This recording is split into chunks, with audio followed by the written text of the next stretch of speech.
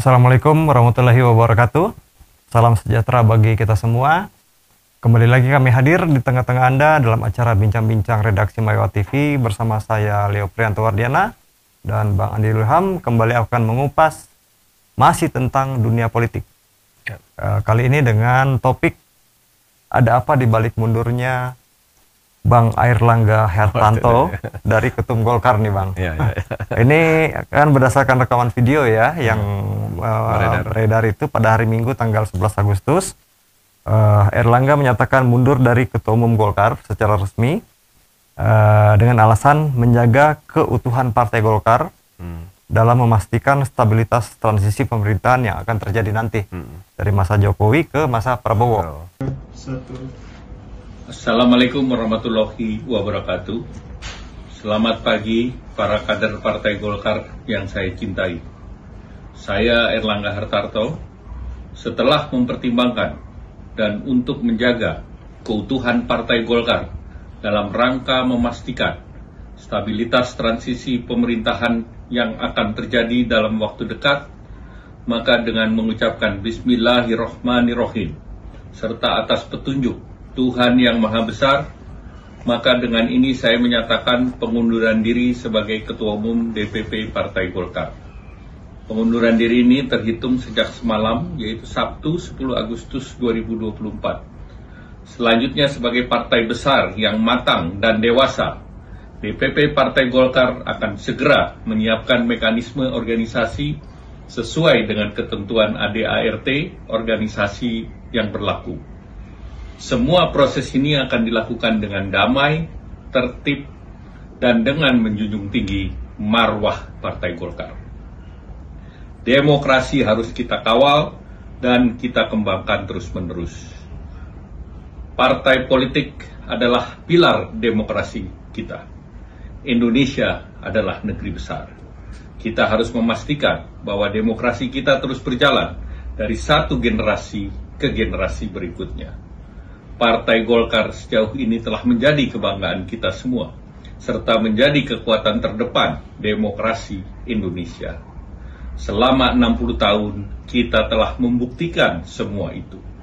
Di dalam pemilu legislatif 2024, kita telah bersama-sama menaikkan pencapaian partai kita dengan merebut 102 kursi DPR RI, serta ratusan, bahkan ribuan kursi parlemen di berbagai tingkat pemerintahan dari Sabang sampai Merauke.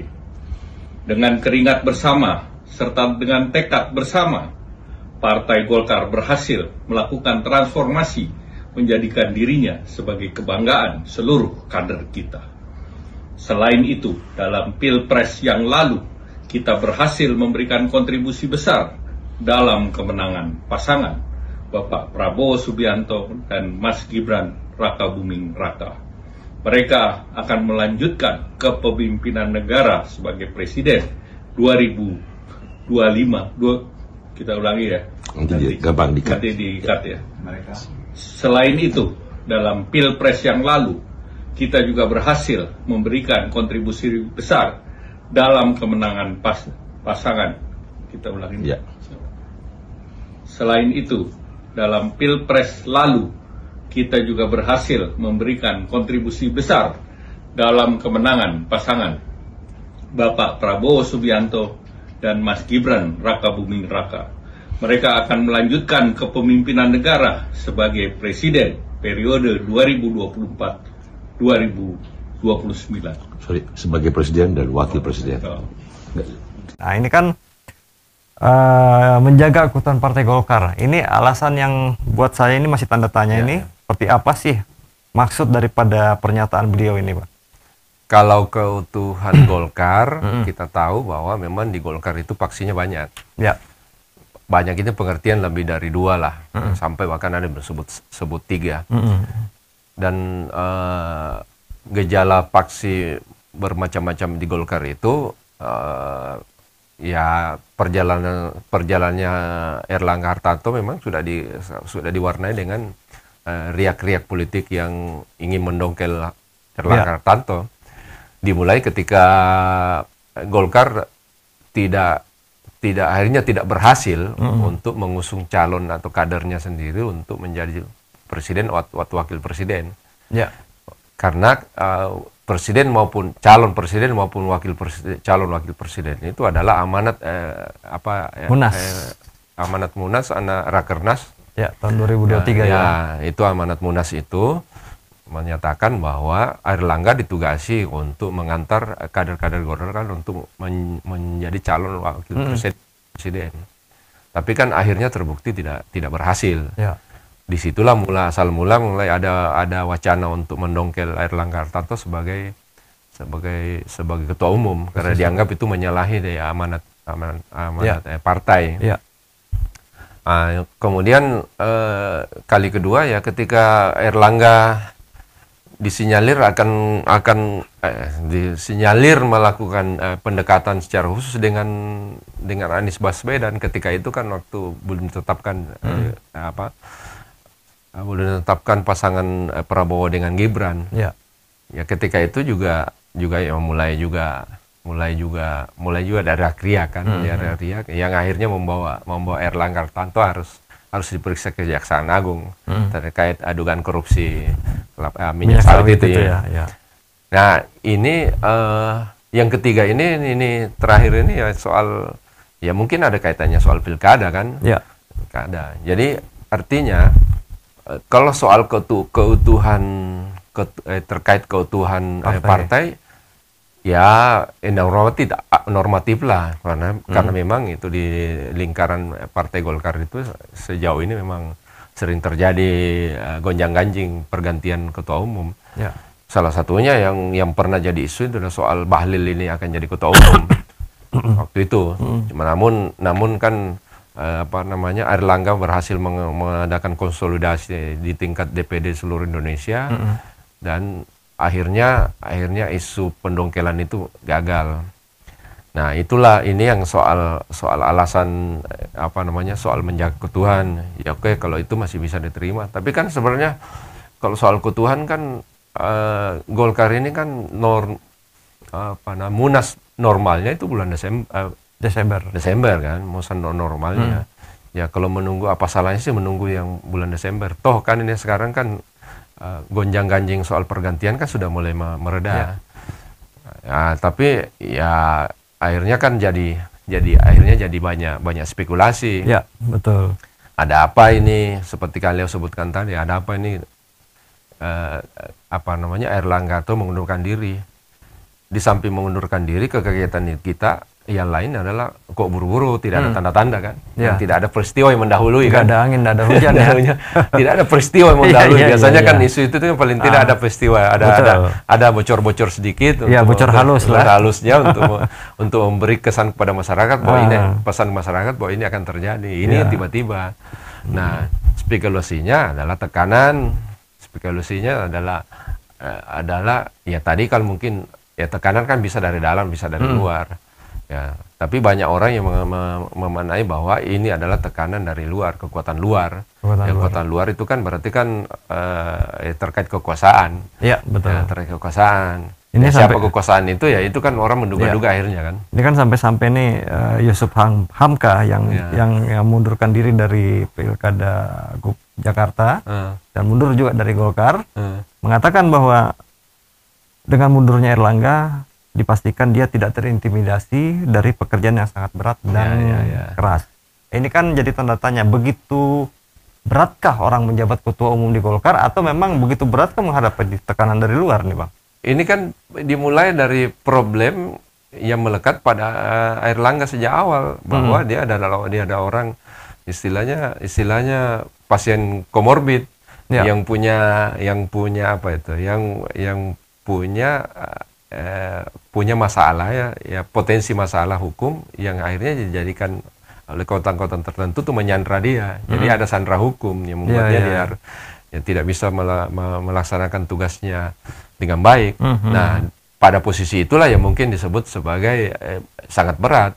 Harusnya normal saja. Normal saja. Tapi karena ada semacam tekanan-tekanan atau ancaman-ancaman yang terkait soal hukum, ya harusnya dia tidak bisa melaksanakan tugas-tugasnya dengan baik, termasuk menyuarakan aspirasi dari lingkungan Partai Golkar sendiri. Contoh tadi soal keinginan atau misalnya amanat dari Munas itu mencalonkan kader Golkar untuk maju capres. Itu kan tidak akhirnya memaksa Golkar untuk tetap tidak calonkan diri. Kemudian pada fase kedua ada keinginan Golkar untuk tidak terikat dengan calon yang disodorkan oleh istana, terkait soal ada bocoran bahwa Erlangga melakukan pertemuan-pertemuan dengan Anies dan kawan-kawan ketika itu kan. Tapi akhirnya juga ditinggalkan itu. Itu berarti bahwa untuk memilih presiden juga tidak ada keleluasaan, tidak ada kemerdekaan kan. Dugaannya begitu. Nah, yang fase ketiga ini soal pilkada. Ya, terkait tadi soal Kang Leo sebutkan soal mundurnya Yusuf Hamka. Nah, Yusuf Hamka ini kan tahu orang dekat sekali dengan Erlangga. Ya, sebelumnya juga disebut bahwa sebagai salah satu bakal calon gubernur di DKI. Ya. Tapi kan tiba-tiba Golkar mengatakan ya tidak mengajukan RK di Jawa Barat, berarti maju di DKI. Kalau maju DKI berarti kan dengan sendirinya gugur ya Yusuf Hamka. Ya, kader Golkar sendiri akhirnya gugur ya. Gugur sendiri.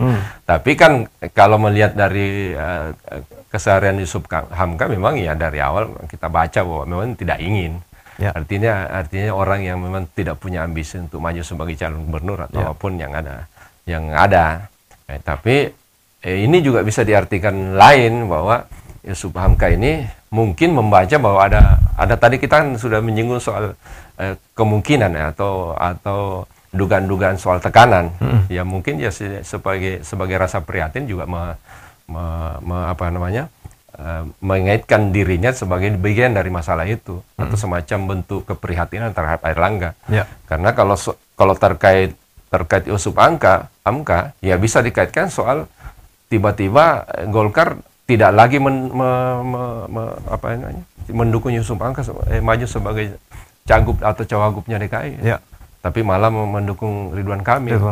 Ya, berarti ini Golkar ini boleh dikatakan ya untuk mengarah kepada PD itu mungkin untuk mencalonkan kader sini belum agak sulit ya. Karena kan ya tanda kutip tekanan tadi itu kan mulai di Sumatera Utara ada calon yang mumpuni ya. Wakil Gubernur Sumatera yang sekarang itu kan kader Golkar juga.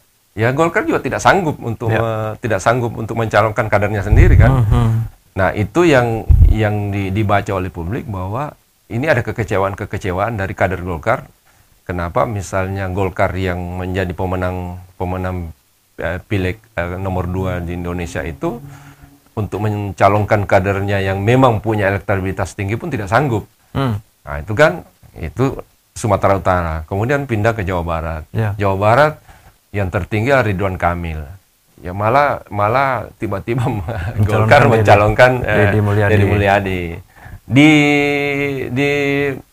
Di Banten juga terjadi hal yang sama. Ada calon kuatnya Golkar yaitu Airin, malah tidak didukung oleh koalisi Gerindra CS lah kira-kira begitu. Ya bersamaan pula dengan yang di Jakarta. Di Jakarta malah Golkar tanda kutip dipaksakan untuk mencalonkan Ridwan Kamil yang notabene cuma 8%. Inilah yang mungkin ya kalau dikaitkan pengunduran diri itu sepertinya kita baca ya tekanan politik bagi Erlangga untuk tidak merdeka dalam menentukan pilihan. Berarti di sini memang butuh ini ya. Butuh kekuatan luar dalam juga nih Golkar. Ya itulah disitulah masalahnya bagi para pemimpin partai kalau punya sandera politik, ya sebenarnya sandera hukum.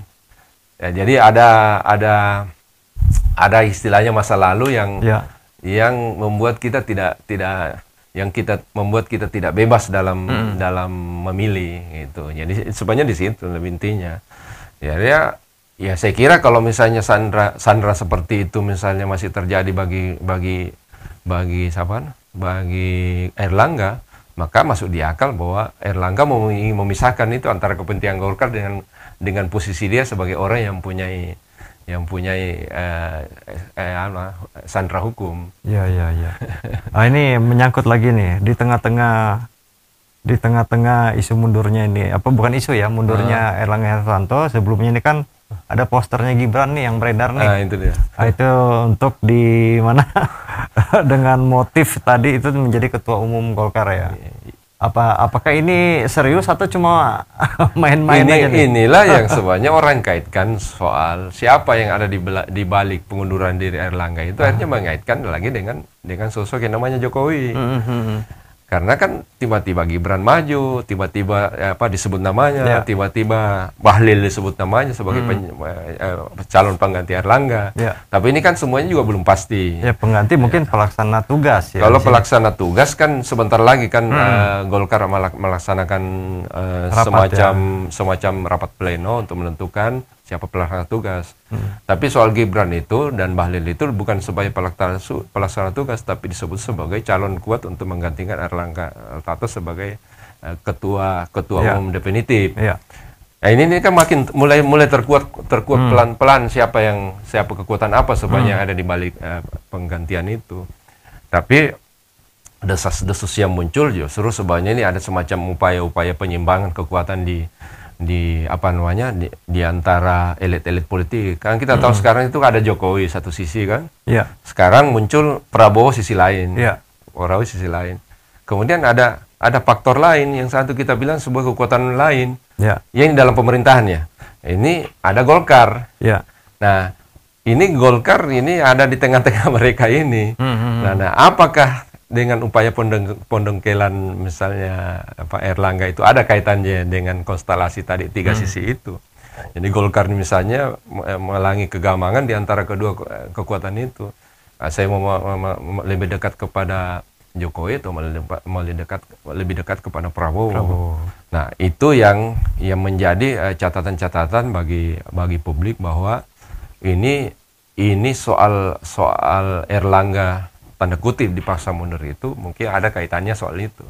Karena kita lihat bahwa antara Golkar dengan Gerindra saja, kita tadi kan sudah mulai sebutkan, antara Golkar dengan Gerindra ini tidak sejalan di beberapa tempat. Ada calonnya Golkar di Jawa Barat yang mumpuni dan elektabilitas tinggi, tapi tidak didukung oleh Gerindra malah mencalonkan calon lain, kadernya sendiri. Di Banten pun terjadi hal yang sama. Airin itu sangat kuat di Banten, tapi Gerindra malah membuat koalisi sendiri. Jadi ini ada segitiga kekuatan yang membangun kekuatan-kekuatan yang sekitar internal mereka kan. Mereka ini pengertiannya koalisi Indonesia Maju. Apakah itu betul? Nanti kita lihat, pada akhirnya akan kita lihat siapa yang pertama adalah siapa yang ada di balik pendongkelan yang tanda kutip Erlangga itu.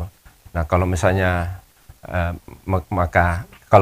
misalnya bahwa jelas siapa yang ada di balik itu, maka kita bisa petakan lagi apa betul antara Golkar dengan Gerindra itu terjadi ketidakkompakan. Tadi contoh tadi itu kan, apakah Golkar tidak terjadi kompakan? Kalau itu betul, maka dukungan Jokowi kepada Golkar atau keinginan Golkar untuk keinginan Jokowi itu bergabung Golkar, bisa dibilang bahwa antara Jokowi dengan Prabowo juga terjadi masalah yang tanda kutip yang tidak terlalu mesra lah. Tidak terlalu mesra lagi.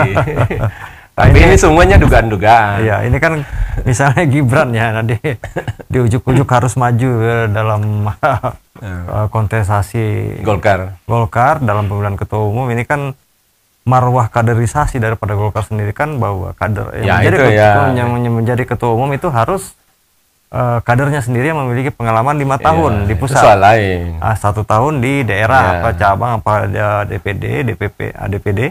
Tapi ini kan menandakan bahwa ujian bagi kedaulatan Partai Golkar teruji di sini. Iya, betul. Tapi kan sampai-sampai JK mengatakan nggak setuju kalau misalnya Munas itu dipercepat Agustus. Kan gitu. Sebelumnya itu. Kan sebelum Erlangga mundur itu, sebelumnya bahkan Luhut juga menyatakan itu. Ya jangan sampai Golkar itu jangan Golkar mau diobok-obok sama orang luar. Orang luar itu pengertiannya ya tidak jauh-jauh dari antara Jokowi sama Bahlil. Bahlil ini meskipun kader Golkar tapi dianggap karena bukan kader yang lahir di lingkup Golkar. Murni Golkar tapi daerah. Bukan di DPP. Iya, DPP. Lompatannya terlalu jauh. Ya, dianggap. Nah, karena Bahlil ini dianggap sebagai semacam representasi daripada Jokowi. Nah, kalau tadi kembali ke analisa segitiga kekuatan itu, kalau ternyata misalnya benar bahwa Jokowi itu memang ada di balik pondokelan Airlangga, berarti kan Jokowi ini akan masuk secara dalam kepada Golkar. Ya. Nah, soal diterima atau tidak soal lain. Ya. Masuk ke Golkar. Kalau dia misalnya nyembur di Golkar, pertanyaannya apakah nanti Jokowi juga ini akan masuk pada persoalannya antara Golkar dengan Gerindra yang kita anggap tidak akur-akur amat. Ya, sudah mulai ada bibit-bibit istilahnya. Bibit istilahnya itu kalau ada orang bahasa gaulnya apa sih lupa lagi saya. Sudah mulai ada tuh bibit bukan kebencian, permusuhan lah. Permusuhan itu. Kalau itu terjadi, maka frontnya bukan segitiga lagi. Jadi head to head akan terjadi head to head antara Golkar dengan Gerindra. Ya kalau kita membahasakan normatifnya, ya bila ada persaingan perebutan kekuasaan antara dua kelompok itu. Ya. Kalau bergabung karena kalau kita membacanya di publik ini bacaan kita di publik bahwa kalau Golkar ini agak kesulitan menghadapi Gerindra. Ya. Buktinya yang tadi itu Jawa Barat, DKI sama Banten. Ada kesulitan karena kalau misalnya Ridwan Kamil yang sebesar itu elektabilitasnya saja bisa dipaksa untuk terlempar ke Jakarta supaya Deddy Mulyadi bisa naik, ya kan kita bisa membaca sebagai ketidakberdayaan Golkar menghadapi Gerindra. Nah, pertanyaannya yang kekuatan di belakang Gerindra, apakah masih ada Jokowi? Itu kan juga tanda tanya. Betul. Apakah ada kepentingan Jokowi di balik Gerindra untuk tidak mencalonkan calon-calon yang merupakan notabene elektabilitas tinggi daripada Golkar di Banten maupun di Jawa Barat. Itu kan belum terjawab. Ya. Tapi kalau misalnya memang Jokowi tidak ada di balik itu, maka terkonfirmasi bahwa pertarungan kekuatan itu ada tiga segi, tiga sisi. Nah, kalau misalnya Jokowi sudah mulai katakanlah berhasil merapat ke Golkar, maka pertanyaan berikut, apakah dia akan berhadapan-hadapan dengan Golkar? Ya. Karena kan tiga kekuatan ini kan juara 2 sama juara 3 ini kan tentu akan berpikir bagaimana supaya bisa menguasai pesta politik pada 2029. Ya, sampai-sampai juga ini PDIP sendiri, Bu Mega ya, dalam hari ini khawatir dengan dinamika yang terjadi di Golkar, prihatin lah beliau gitu. Prihatinnya beliau ya mungkin karena pasti akan demokrasi kita khususnya di partai politik akan berkembang lain. Ya, ini karena memang terlalu banyak peristiwa yang publik tidak sangka. Ya. Publik tidak sangka ini kan semacam bibit-bibit perselisihan atau persaingan antara Golkar dengan Gerindra ini kan orang tidak pernah sangka. Ya. Apalagi misalnya kalau betul bahwa itu ada bibit perselisihan antara Jokowi sama Prabowo, orang tidak kesangka. Kalau betul itu ada kan, nah kalau misalnya memang ada, itu yang membuat akhirnya tadi yang Kang Leo sebut bahwa Ibu Mega juga prihatin ada seperti itu. Ya mau di mana kalau misalnya memang terjadi persaingan kan gitu. Ya gitu. kita kembali lagi ya kepada marwah masing-masing contoh contoh kan yang di Sulawesi Selatan kan. Sampai-sampai Golkar itu tidak berani mengajukan kadernya yang 4 orang yang diberi surat tugas kan. Ya. Padahal mereka adalah calon-calon mumpuni. Kabarnya bahwa memang itu juga tanda kutip juga merupakan tekanan supaya Golkar tidak mengajukan calon sendiri. Diharapkan itu bergabung dengan calon yang direstui oleh Kim dalam hal ini Gerindra. Ya. Kan sudah ada kan Andi Sudirman Sulaiman berpesan dengan Fatmawati Rusdi. Ya tanda kutip bahwa ya Golkar harus patuh ke itu. Ya, betul, buktinya dia tidak berani maju padahal kan dia punya kursi kan cukup signifikan. Nah, ini soal dugaan-dugaan tadi perselisihan itu kita mesti baca atau mesti mengartikannya benar atau tidak pada saat nanti pada saat nanti mulai Pilkada, Pilgub sudah berjalan ya. Pilgub mulai berjalan. Karena ini kemudian ini ada soal lain. Ini apa yang dilakukan siapapun yang ada di balik pendongkelan Airlangga itu memang sangat berisiko bagi Golkar. Kenapa? Kan pilkada kan sebentar lagi. Ya.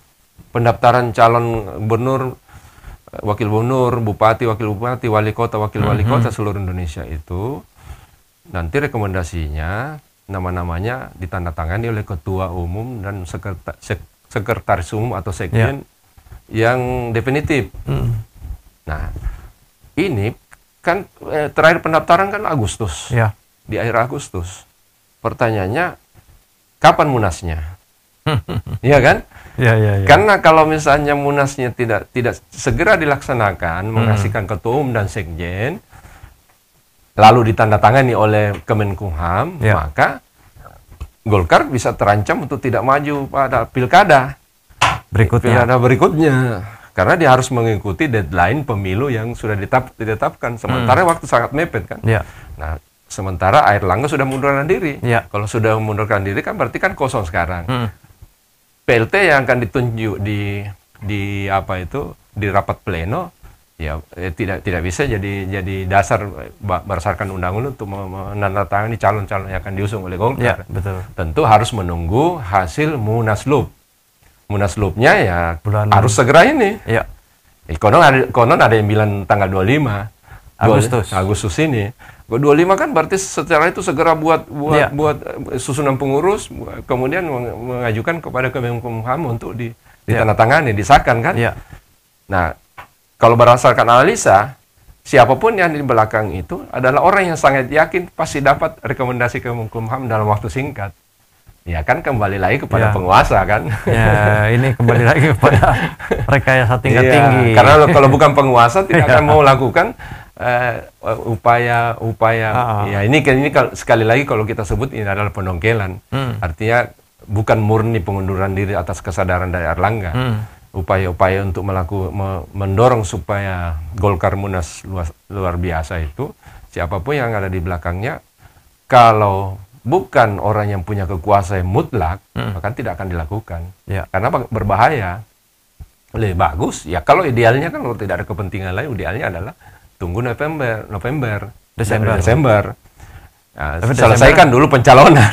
Desember udah lewat, pilkada udah lewat. Ya, tapi kan proses administrasi pencalonan di KPU kan sudah selesai. Iya. Biarkan dulu itu lewat. Tapi rupanya ada orang yang sangat percaya diri bahwa Golkar akan segera melakukan Munaslup, akan melahirkan ketua umum dan sekjen yang definitif dan akan segera disahkan oleh Kemenkumham. Ya.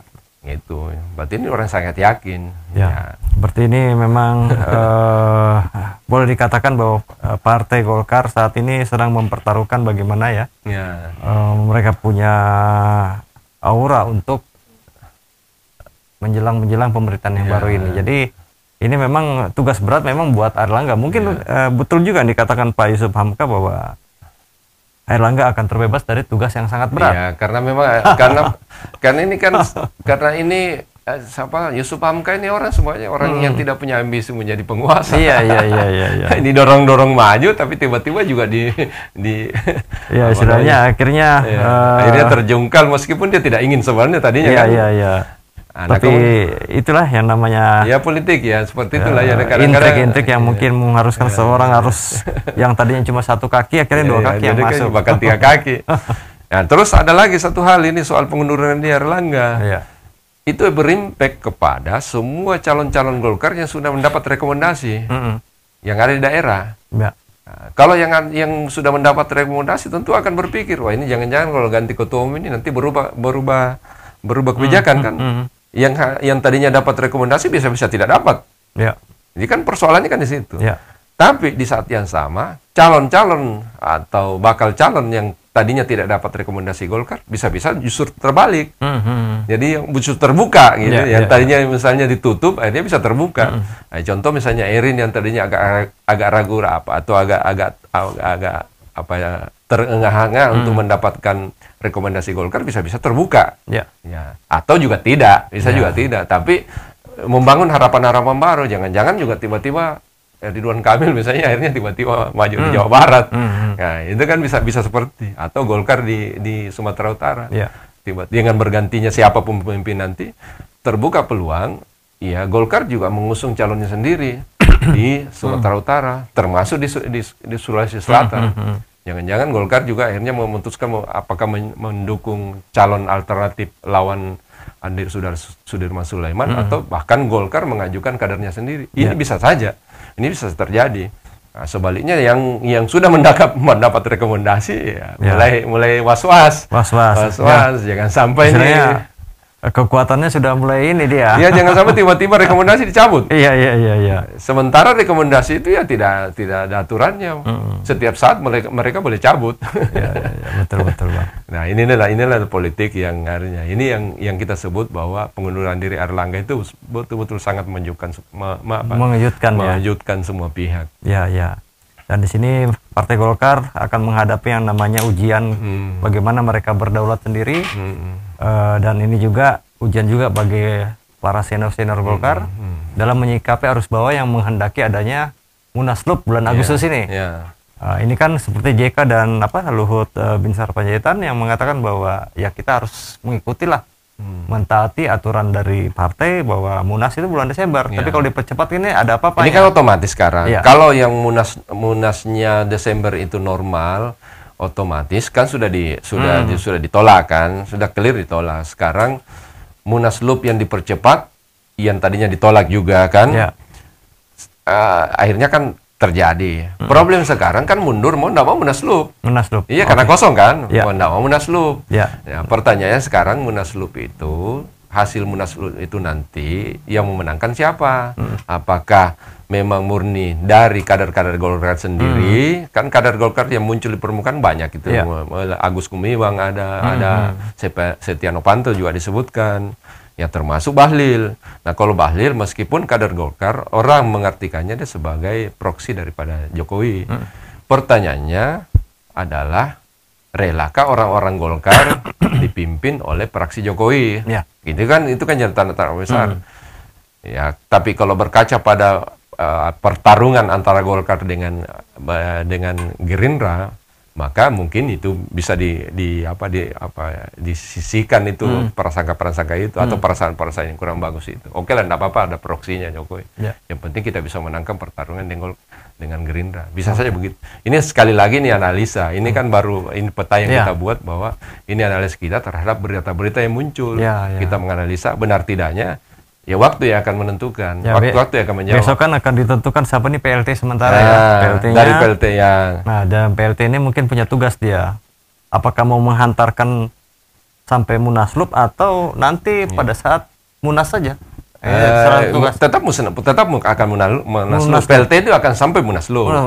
Nah, kita dengar kan Agus Gumiwang sebagai PLT. Pertanyaan sekarang siapa yang akan dipilih sebagai ketua umum definitif? Apakah yang tadi nama-nama itu, apakah proksinya, kita sebut saja proksinya Jokowi Bahlil, meskipun dia kader Golkar, atau bahkan lebih ekstrim lagi, apakah Gibran? Tapi kalau Gibran ini kan marwah kaderisasi Golkar itu akhirnya. Itu kan soal lain lagi. Ya, kalau misalnya di Golkar memananya, ya enggak apa-apa kita berteman misalnya bergabung sama anaknya presiden, anaknya Jokowi. Yang penting kita bisa memenangkan pertarungan atau persaingan antara partai yang ada sekarang itu kan tiga besar, katakanlah PDIP, Golkar dengan Gerindra. Karena kan berdasarkan pengalaman Golkar kan juga pernah juga melakukan hal yang sama. Yang tadinya misalnya Akbar Tanjung memimpin Golkar, terus tiba-tiba Yusuf Kalla yang menjadi wakil presiden tapi tidak didukung oleh Golkar,